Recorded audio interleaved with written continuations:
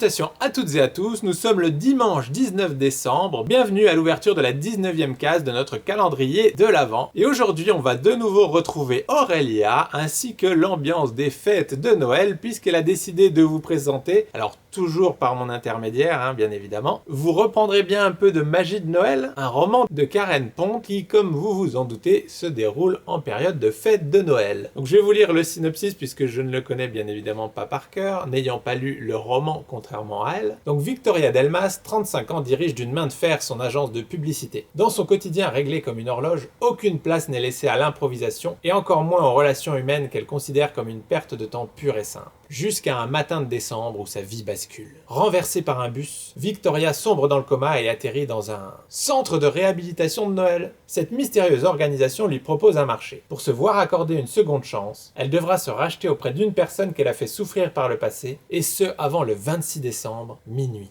Une mission qui risque de lui donner du fil à retordre, car si Victoria excelle dans son métier, nouer des liens avec ses semblables n'est pas son fort. Mais s'il y a bien un moment de l'année où l'on peut espérer un miracle, c'est à Noël. Donc voilà, comme vous pouvez le constater, on est en plein dans les thématiques de Noël, qui sont en général très propices dans les films, les romans et autres, au pardon, aux bonnes actions, et donc là, comme pour Victoria, à la réhabilitation, donc en essayant de s'ouvrir aux autres et de se faire pardonner pour le mal qu'elle a pu le faire, que c'est été volontaire ou non. Mais est-ce qu'elle réussira? Il n'y a qu'un seul moyen de le savoir, c'est de venir l'emprunter et de le lire. Parce que bien évidemment, Aurélia n'a pas tenu à vous spoiler la fin. Mais ce qui lui plaît donc avec cette autrice, c'est qu'elle a un style très moderne, très enjoué et rythmé, et donc ça se lit tout seul sans aucun souci. Si vous avez envie donc d'une lecture pas prise de tête et qui fait du bien, elle vous recommande plus que chaudement. Vous reprendrez bien un peu de magie pour Noël, sans compter que voilà, c'était idéal, elle voulait pas passer à côté de celui-ci au niveau du calendrier de l'Avent, parce qu'on est vraiment